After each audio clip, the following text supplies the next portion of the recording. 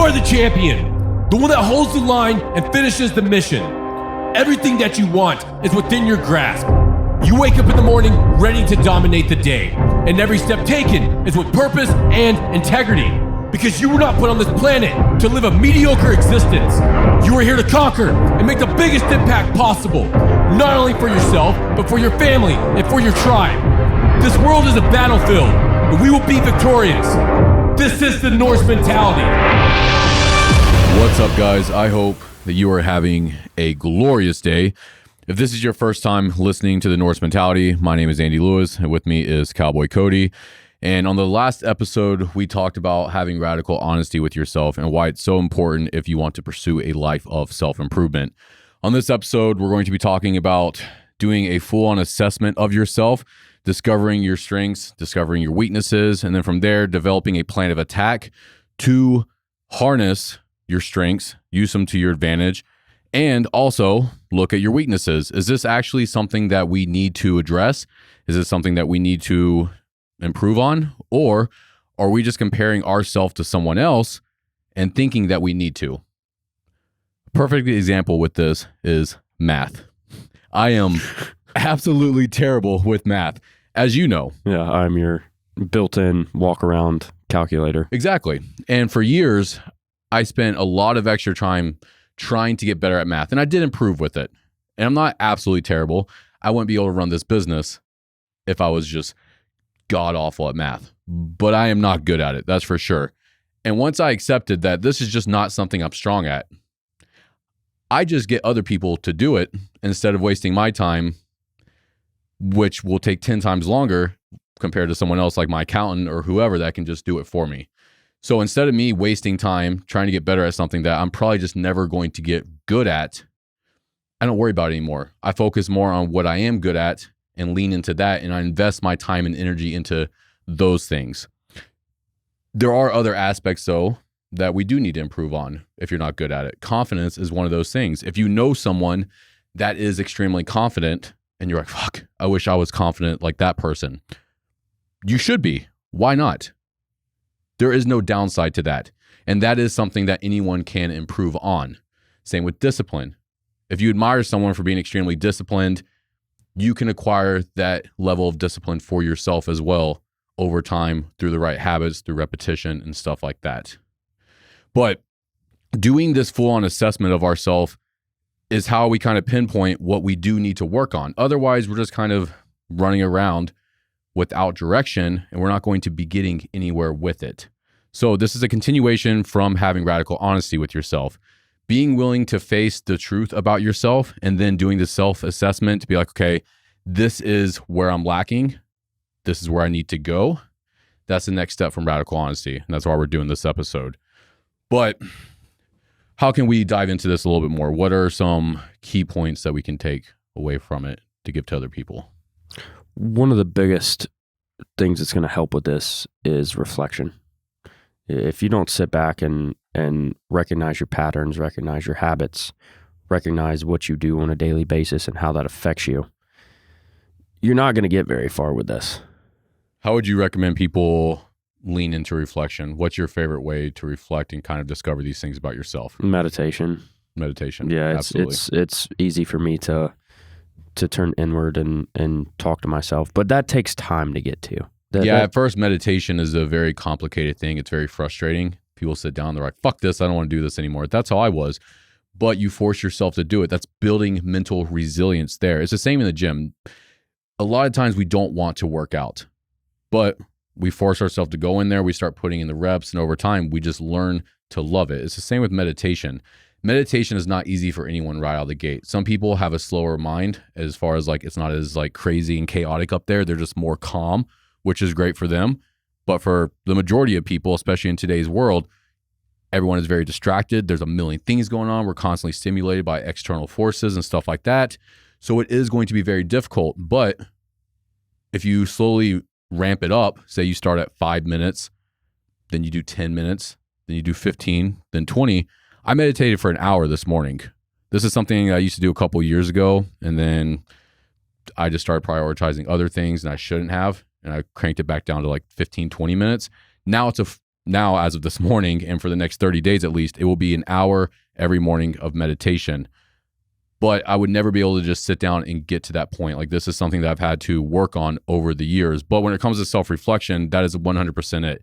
When you're just sitting there and you start working through all this other shit, and with meditation, you are removing everything. You're not on your phone. You're not having to view a bunch of other things around you. There's not any distractions. The only distractions is what your mind and your body are trying to tell you. And through meditation, we sit there and we observe these things. You can also ask yourself questions in these times. And this is where you really start to discover these things. There's a little voice inside of you that if you pay attention to it, it will tell you these things. So, I mean, a good question to ask would be like, what do I need to get better at? As soon as you ask yourself that question, something will pop into your head. And then from there, you can dissect that and be, okay, how do I get better at that? Is this actually something that I need to improve on? That's it. It's really not that complicated of a process, but people don't think about that. They don't think about asking themselves what they need. Instead, they ask other people, which you can do that as well. If that's the route that you choose, make sure that person that you're asking, the source that you're asking, one, is credible, and two, wants the best for you. And also make sure they're not just a bitter fuck. Yeah. A lot of people will kind of lead you in the wrong direction just because they realize that you're trying to improve yourself, and that's not something that they're doing for themselves, nor do they really have the ambition to do so, and they're not putting in the effort. So they're going to try to keep you down where they're at instead of you moving up.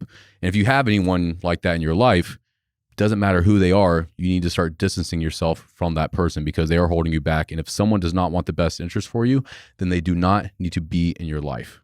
It doesn't matter if it's a parent, a sibling, friends, colleagues at work, whatever it is. Like, you don't have to cut these people out entirely. I'm not saying like if your mom or whoever is just a really negative person that's always like crushing your dreams, to just be like, yeah, we're never going to talk again. You don't have to take it that far. But at the same time, you can start distancing yourself from it. And also just stop telling them these things that you want to improve on. You don't have to tell them your goals unless they ask, of course. But it's it's realizing who is in your circle, who actually wants the best for you.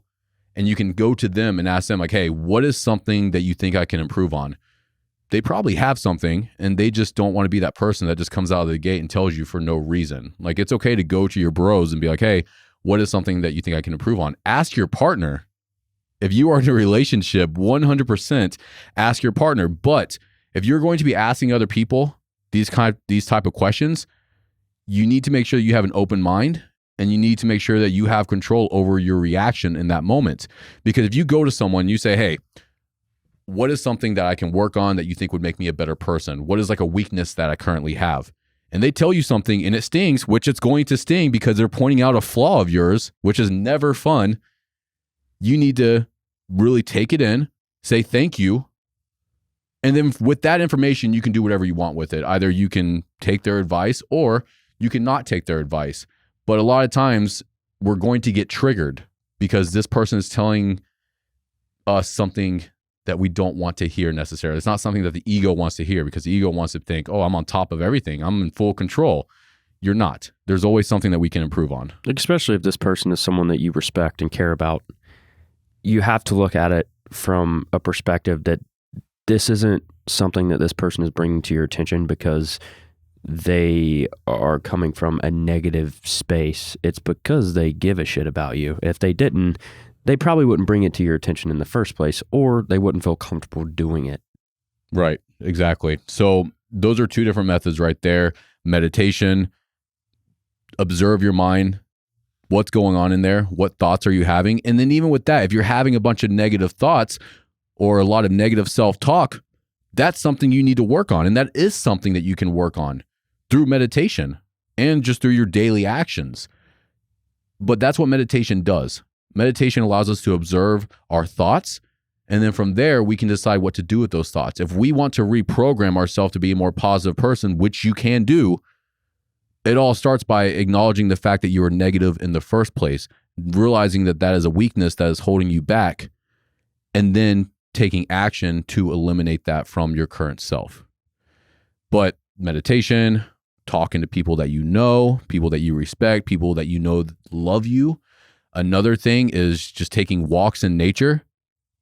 The amount of things that you discover whenever you just cut off from the outside world, well, the man-made world, and you go out there into the woods and you're just walking, you're looking around, you're looking at the sky, you're looking off into the distance, you're looking at the ground. Your mind is just kind of like, it's processing things. That's why whenever we are out in nature, our eyes are dotting all over the place. They're right, left, up, down, whatever. Whenever our eyes are doing that, what we're doing is we are processing information that we haven't had a chance to do so yet, because we spend the majority of our time with a phone 10 inches from our face. Your eyes are not doing anything but being fixated on that one direction that is very close to you. That is not natural. The natural world, everything is far off. There is no like limit to how far you can see based off your own like ability, of course. Like if you have bad eyesight, you're not gonna be able to see as far. But that is what we're doing in nature. We're looking all over the place. And as we are looking all over the place, we also have something going on in our mind. Whatever is in your mind, you're trying to process through. You're trying to figure it out. That is why I love nature, is because it's not as hard as meditation. Meditation is a skill that you have to develop over time, and it takes a lot of practice and repetition. But just turning off your phone and going out into the woods and walking around, anyone can do that. And it is so beneficial. Also getting in that fresh air, that vitamin D, all of that good thing, all of those good things that are going to help you with this, are just going to make you feel better. Well, the better you feel, the more energy you have, the more internal reflection that you're going to be able to do. Because think about it, if you don't have any energy, you don't have motivation, you don't have that drive to do a single fucking thing. So those are just 3 things right there. What is something else? How else can people discover these strengths and weaknesses that they have? Ooh, a big thing for me is doing this kind of work in the moment. So if there's a situation where you didn't perform your best and you know that, go ahead and reflect on that as soon as possible. Because what's going to happen is if you do that in the moment versus trying to uncover it a few days later, it allows you to form those connections and work on whatever you failed at immediately.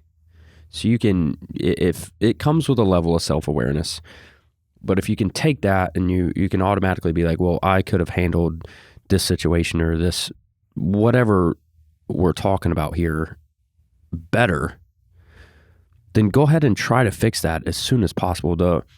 The quicker you uncover these things and work on them, the easier they are to get rid of. Yeah, absolutely. Versus letting them root deeply in your subconscious and then trying to go back and uncover and fix it, maybe because you really didn't want to face it in the first place. Yeah, that's why I like nighttime reflection. Like the last thing I do at the end of the day is I replay the day. Either I'll do that while I'm walking. I might journal. I don't journal that often. It's not that I think there's anything wrong with it. I think it's extremely beneficial. It's just not something that I've forced myself to develop the habit of doing yet. But journaling about what happened throughout the day, kind of processing from start to finish everything that took place, your reactions to things, what you did. And from there, you're going to see how you showed up better or how you could have shown up better. When I take my nighttime walks, that's all I'm doing. I don't have the phone on me. I'm just walking around my neighborhood, which is like surrounded by other houses. So it's not really in nature or anything, but either way, I'm just walking. And as I'm walking, I'm thinking about the day. I'm thinking about what I need to do tomorrow. I'm processing all this shit. That way, when I go to bed at night, my mind isn't racing about all of these different things. I do not recommend doing this in bed. Like if you're laying in bed trying to replay the day, it's going to keep you up longer. You want to do this before you go to bed. But that is the best time to do it, in my opinion. Now, if something happens in the moment that triggers you and you react in a certain way and you immediately see, okay, I should not have reacted that way. If you can separate yourself and just kind of reflect on it right then, like you're talking about, that is better, of course, because once you are in that moment, the more time that passes, the less you're going to remember that situation for what it really was, because our mind likes to replay things in an inaccurate way. There was a study done, and I think it's like 75% of our memories are not, like, never happened. That's pretty wild. It's scary. Yeah. It is. So the sooner that you can kind of take a step back, observe what happened, what your reaction was, what triggered you in the first place, how you showed up, how you could have showed up better in the future, that's going to allow you to do it in a more accurate way compared to replaying it that night or a week later or a year later, or whatever it is. It's not going to be as beneficial. But whenever we're dissecting this and we're observing what happened, how we showed up, that's where your weakness is. That is the weakness there. Because if we are responding to anything in a negative way, it doesn't matter if it's anger, if it's depression, whatever reaction is coming up that we did not have control over, that's a weakness. That's a good thing. The fact that you reacted in a way and now you're realizing that it was not beneficial for you or maybe the other person involved, that is now a weakness that you've discovered, that you have self-awareness over, and moving forward because of that newfound whatever. I just had a complete brain freeze there. But that newfound realization of this weakness, this self-awareness that you now have, is going to allow you to fix it moving forward in the present moment, because that's all it takes. We talked about this on the last episode. As soon as you catch something for the first time and you really see it as reality and not this like blurred vision that's in your head created by ego or whatever, it's going to allow you to address it much quickly in the future. Now, it's not going to happen overnight. Say if you get pissed off at someone over something that they did, and then it happens again a week later, and then it happens again a week later, or the next day or whatever, like that's going to happen. But the main thing here is that you see it and you acknowledge it. And you also acknowledge that's something that you need to work on, meaning that every time that this happens in the future, you have the opportunity to have more control over your reaction to it. And whenever people are talking about the only thing that you have control over is your internal environment, your reactions to things, that's what they're saying. Marcus Aurelius wrote about it. Like all of these people that we go back when we read their stuff, these philosophers, they're all saying the same shit. And that's it. It's your reaction to things. Whenever you get angry about something, if you act that emotion out when you know it's not necessary or that it's not beneficial, that reaction has control over you instead of you having control over that reaction. But I don't think most people realize that they can control those things, and instead they just accept it. Well, I'm just someone that gets set off over this. They wear it as a badge of honor. You lose control of yourself, especially when men say that shit. When they wear that as a badge of honor, it is a weakness. And now I'm not saying I don't do that, because I most definitely do. I don't have full control over my reactions. I hope one day it's pretty damn close to having full control, but at the moment I don't.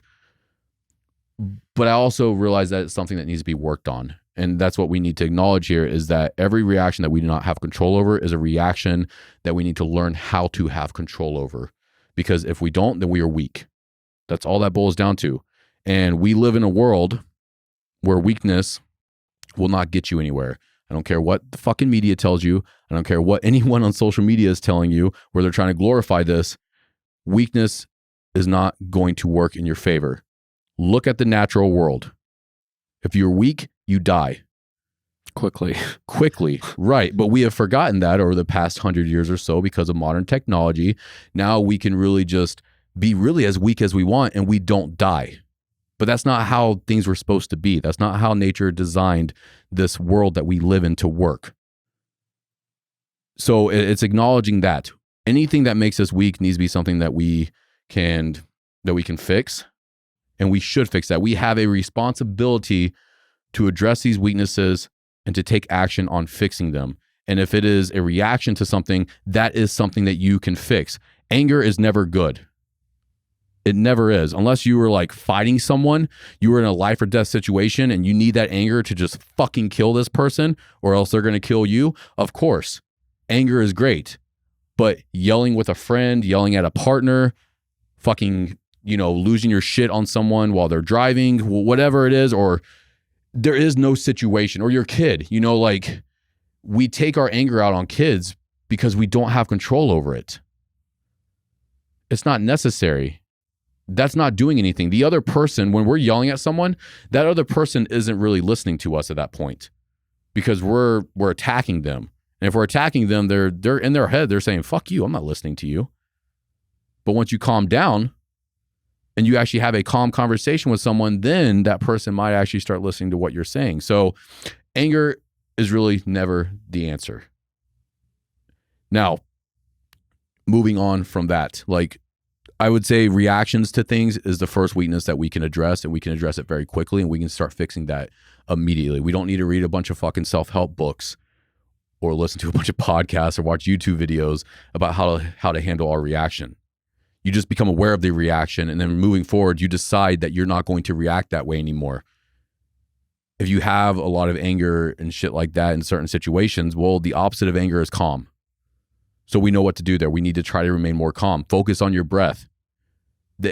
When in doubt, come back to the breath.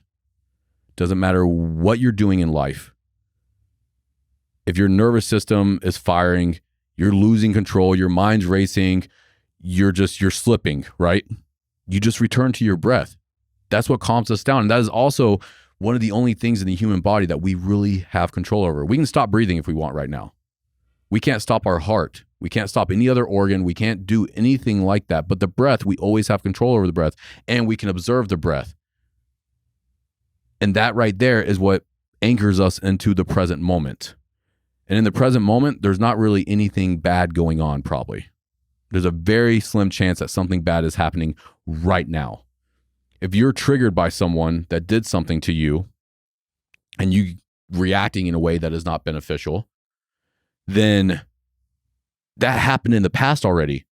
If a second has went by since that happened, that is in the past, meaning it's not in the present moment. In the present moment, you're still holding on to something that already fucking happened. Why? That is a waste of time. The reason you're still holding on to it is because you do not have control over yourself. If something is already in the past and it's done, the only thing we can do is try to fucking let go of it as soon as possible. Otherwise, we're wasting our time here on earth. We're wasting our life by holding on to shit that has already happened, especially negative things. Grudges, that's another thing. People hold on to grudges for so long. What is that doing for you? That other person probably hasn't even thought about you in 5 years. And yet you're still laying in bed at night. It's like, this motherfucker didn't give me my $20 back. What a piece of shit. What a piece of shit. But it's $20. It's $20. Like, who gives a shit? It's not a big deal. But these are all things that we justify to ourselves. I have the right to be angry. You have the right to feel a certain way, but you also need to realize that it's not beneficial for you. It's not moving you forward. If something's not moving you forward, then you need to start eradicating it from your life immediately. One of the biggest perspective shifts I had with this whole self-assessment thing was through my nursing career. If this is your first time listening to the podcast and you haven't listened to previous episodes, I went to nursing school 18 to 22. I started working in the ER, I think around 19, till about the same age. And then when I graduated nursing school, I started working in critical care as a bedside nurse for 5 or 6 years. Now, in nursing school and, the application of nursing, one of the biggest things you do is your assessment on your patient. Mental assessment, cardiovascular assessment, integumentary assessment, gastrointestinal assessment, every body system. You are training yourself to try to see if something is wrong on a surface level, without diagnostic tests, without an x-ray, without blood work, without an MRI, without all this shit, a CT scan. So at face value, like, you are interacting with this person, trying to figure out if something is going wrong and where that, potential area is to kind of direct your care towards it. Luckily, on a self-assessment for you, if you're that in-depth and that practical with it, it does have its benefits, because I can, like, for example, I dislocated a rib over the weekend. And I knew that because I was in tune with my body and knew what to look for and knew what it felt like. Of course, it definitely has its benefits. But overall, a self-assessment is, for me, much simpler. It comes down to physical, mental, emotional, and spiritual. That's the main areas you need to look for, besides like running through every possible system of your body to figure out what's going on. So it is a lot easier. And how I approach it is I'll kind of do these things daily, weekly, monthly, and then quarterly. Daily, that daily, assessment kind of just figures out if something happened that day, what you can improve on, what you could do better, what you need to work on. Like if you're physically drained, well, maybe not go so hard in the gym or exercise tomorrow. Or, if you're mentally drained, like maybe not stack your plate full of mental draining shit the next day, or else it's going to put you in the hole. That's how I look at it daily. Weekly is a little bit better for me because daily fluctuates. I mean, with everyone, your day-to-day is going to be different. So weekly kind of gives you more of a pattern. Well, if I'm physically drained this week, then I know I need to take the next week to kind of just relax and lay off.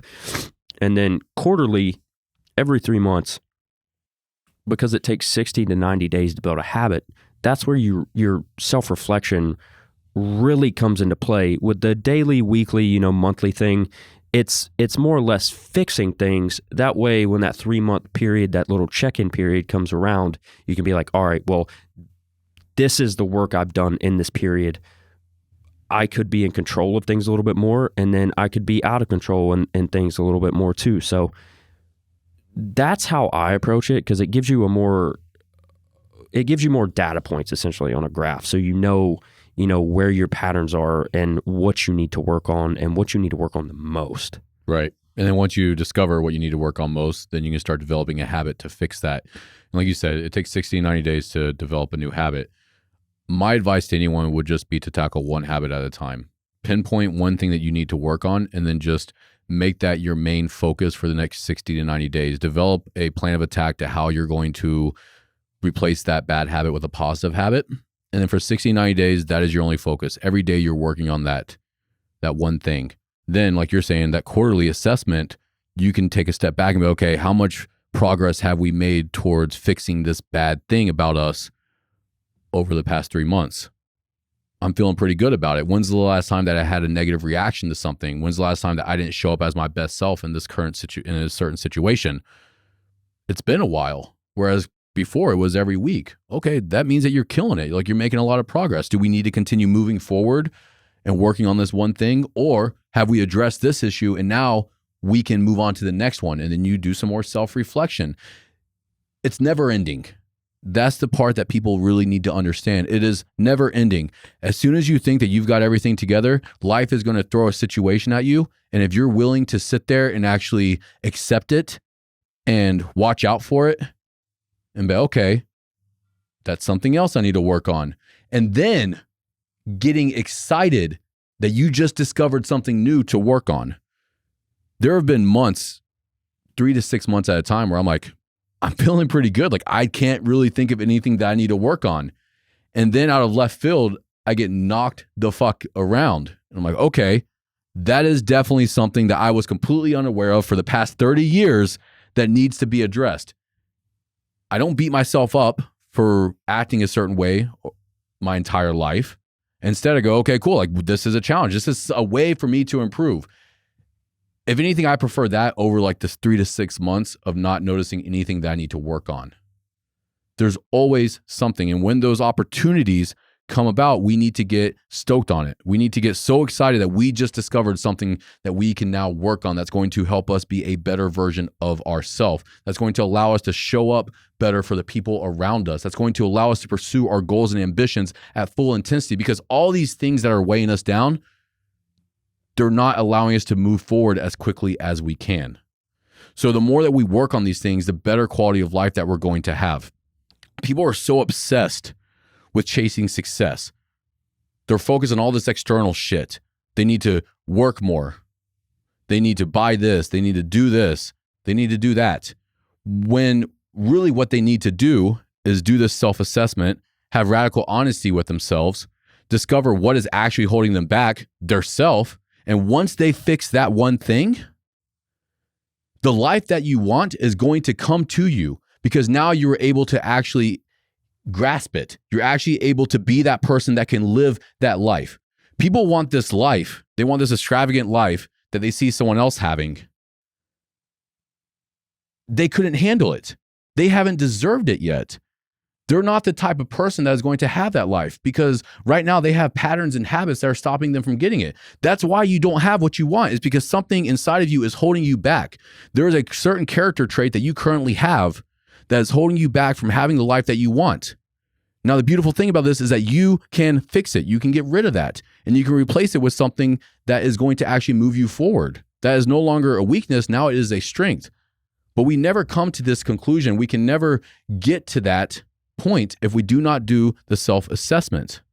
And like you said, this is something that needs to be happening all the time. I do it every morning when I wake up. How are we doing today? I ask myself that question. How are we doing today? How's the body? How's the mind? When I'm meditating first thing in the morning, I'm looking at that. A lot of times, it's negative shit. I address that. Okay, I'm pissed at people. Like, that happens sometimes. I just wake up in the morning and I am just furious at someone for not doing anything really. Now, if I did not do that self-assessment on a daily basis, what I would do is take it out on that person, and they'd be like, what the fuck? I didn't do anything. Coming to work. Let's say we get here to Norse and you come in. What's up, Andy? I'm like, go fuck yourself. Okay. Because I'm reacting. I'm reacting to a situation without actually observing it and then control my reaction from that point forward. So that's why daily assessments are useful. At the end of the week, I love weekly assessments. Saturday or Sunday, going on a hike, just replaying the week, planning the next week. It's my favorite thing. It is my favorite part of the week, hands down.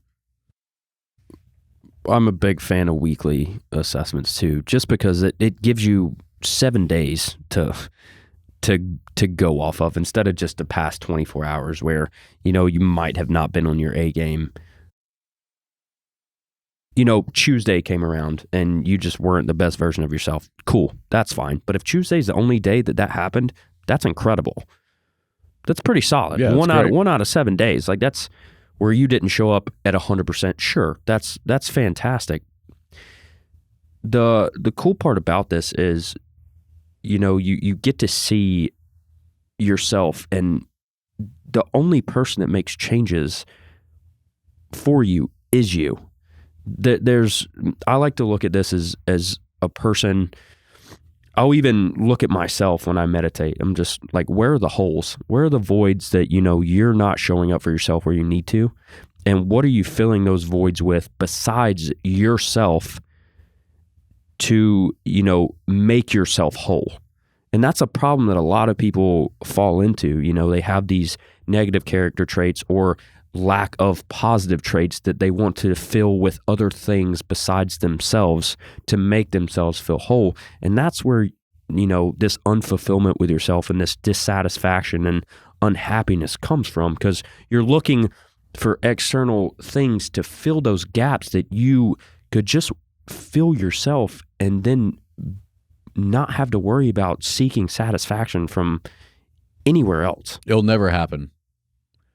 And that's a hard pill to swallow, because we want to do, we don't want to do the internal work. We think that if we buy this, or if we get with this person, or if we have this type of partner, or whatever it is, we think that that's going to fix all of our problems. It won't. Nothing will, because that's all external. We do not have control over the external environment. The only thing that we have control over is our internal environment. You can be happy, you can feel fulfilled without having anything.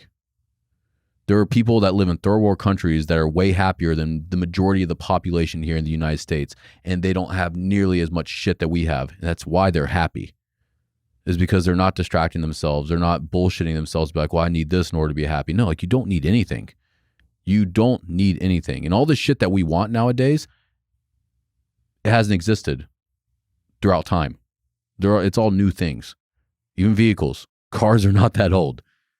Having a nice house. Most people lived in the exact same house. It's just shelter. Those things are not going to make you happy. They will for a brief second, but then you're just going to go back to being a miserable person because you never address the real issue, which is yourself. But that's why it's a hard pill to swallow, because the ego doesn't want to admit that we have flaws. It doesn't want to admit that we have things that we need to work on, but you do. And once you start working on these things, your quality of life is going to improve. You're going to be a happier person. You're going to have more energy. And that's what I was talking about. Like once you fix these things, you're going to be able to move closer to this life that you want, is because you're not being weighed down with negativity. You're not being weighed down with depression. You're not weighing yourself down with all these materialistic items. That's what those things are doing. They're weighing you down. The more shit that you have, the less freedom you have. You don't need any of that. But what you do need to do is slow down on a daily basis, on a weekly basis, on a quarterly basis, yearly. You need to take the time to slow down, do the internal work, do the self-assessment, have radical honesty with yourself, discover how you can do better, what you're currently doing good in, acknowledging your victories, acknowledging your flaws, and then fixing those things. And the more you fix those things, the life that you want is just going to naturally come to you. I promise you guys that. And the reason I'm saying that is because I have been there. Cody has been there. This internal work is the only thing that matters. All the other shit that society wants to tell you is important, it's not.